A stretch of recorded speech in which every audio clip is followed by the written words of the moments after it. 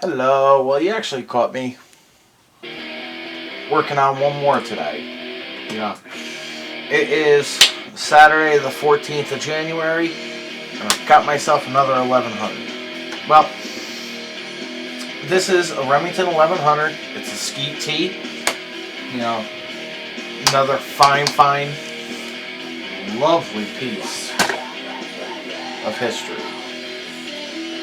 Well, I figured I'd talk to you a little bit. I'm gonna disassemble it. So, I want to do a really good, thorough job on cleaning this one. This one was actually produced in January of 1979.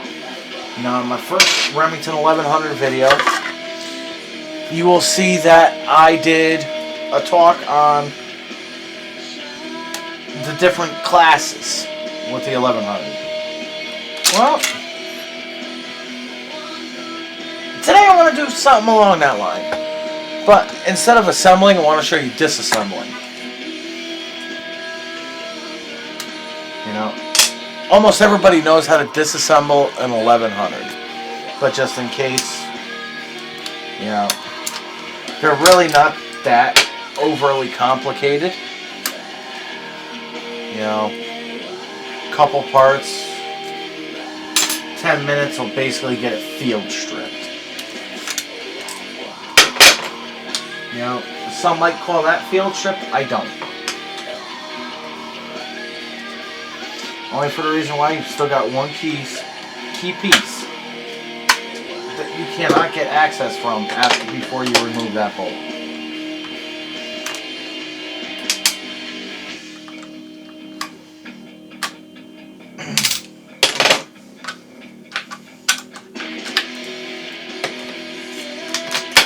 I'm not going to go into a thorough job on this, or a thorough talk through on how to disassemble these, because you know what?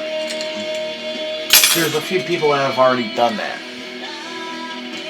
So,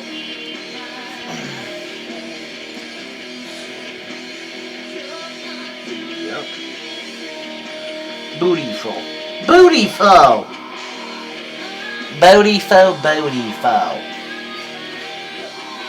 Well, what I'm going to do now is I'm going to take off the stock.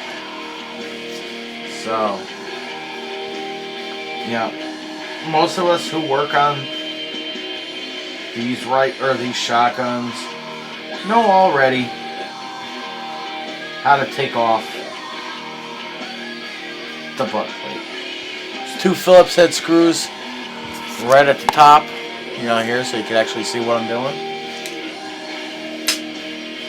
The second one, with some of these better butt pads, you actually have to feel for the indent as to where the screw could be. Hold the butt pad down, such as what I'm doing. Screw's done. Butt pad comes off.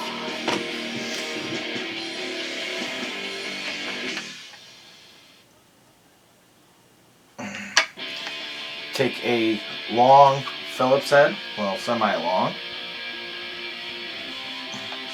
Now you're actually going to have to apply a little bit of force, especially if it's one that hasn't been off in a number of years, such as this one. So, after you get it loose, you'll know, trust me. The hardest part is cracking it. I will be completely honest. So now, you may be asking yourself, why am I doing that? Well, I'll show you.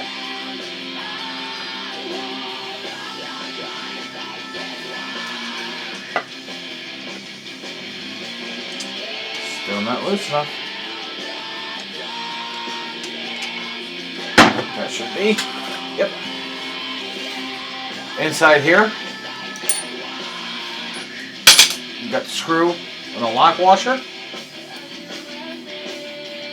wood looks damn good for its age. Considering 1979, over 20 years old, checker, it hasn't been worn off, and it's a tournament gun. So that tells me a lot, you know. Tells me that the wood was really taken care of. After you take off your stock, you got that little piece to worry about. Now, stock's never been off on this weapon. I'm sure the magazine has never been cleaned. I'm sure what I'm going to do now has never been taken apart.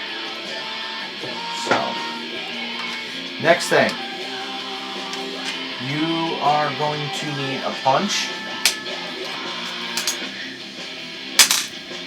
Too big. It's not even a punch. Technically, I don't really own punches, so normally what I do is after a small Allen head screw or a small Allen head socket actually comes apart, you know, I'll use those. Now what I did is I took a flathead screwdriver, and you're going to see how this thing comes up. It is under a lot of pressure. Now, this is what I was talking about in my last video. This piece. You know, you can see how it looks like a flathead.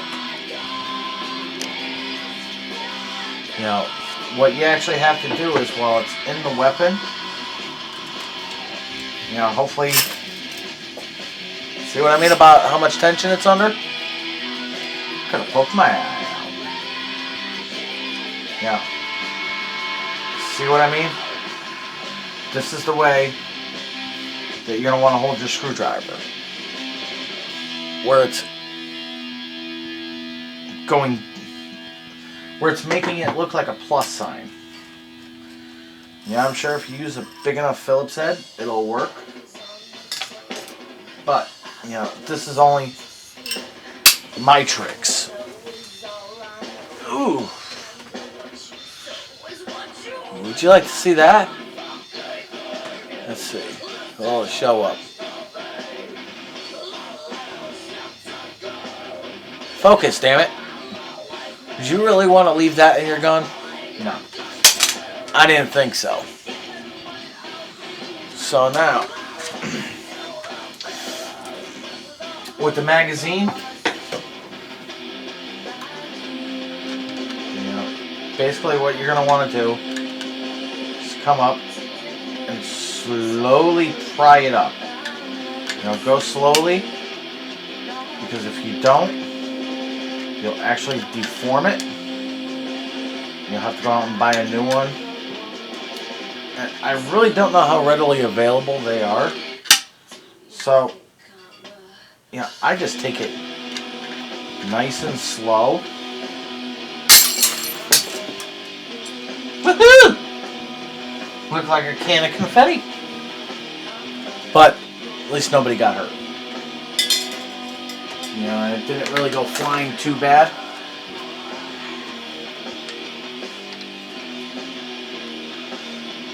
Yeah.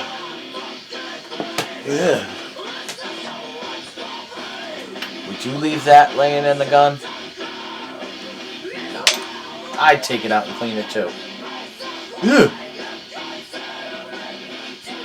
Tube isn't that bad, so you know, a lot of it could be salvaged. Really cleaned up, really brightened up. So, anyways, I figured I'd at least do that one for you guys, show you how that gets done. You know, I gotta clean all this shit now. So, anyways, you guys have yourself a wonderful night, and hopefully I'll talk to you later. You know, tomorrow, hopefully I go to the range. Wish me any luck. You know, they might be having cowboy action Saturday or Sunday. I don't know yet. But,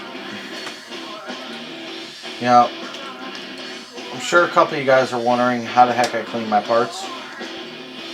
You know, this is probably my best investment that I've ever done. Next to that little toolbox. Yeah. Oh yeah. Throw that in there. Throw this in there. Throw them in there. Leave them separate because I know they're old.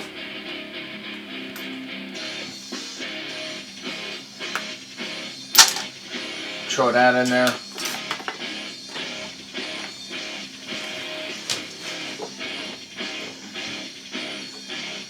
Now, as Ron now,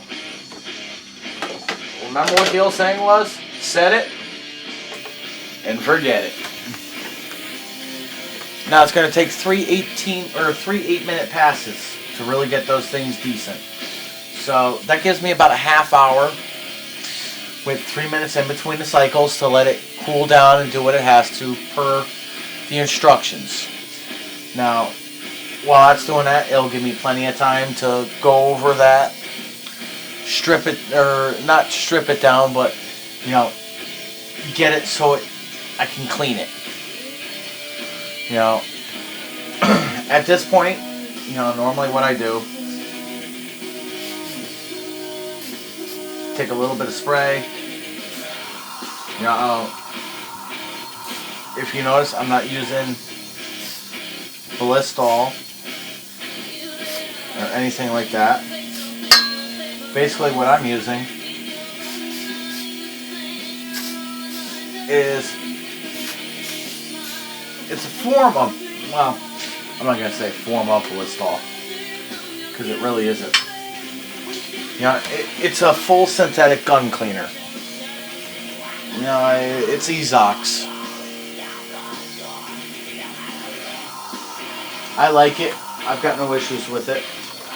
So, anyways, like I said, I got shit I gotta get done. Sure, you don't want to stick around for a half hour, but anyways, y'all have yourself a wonderful day. Remember, don't do anything I want to do. Always talk to strangers. And remember what Smokey the Bear always said. Always set forest fires. Y'all have fun. Take care. Don't do anything I want to do. Peace.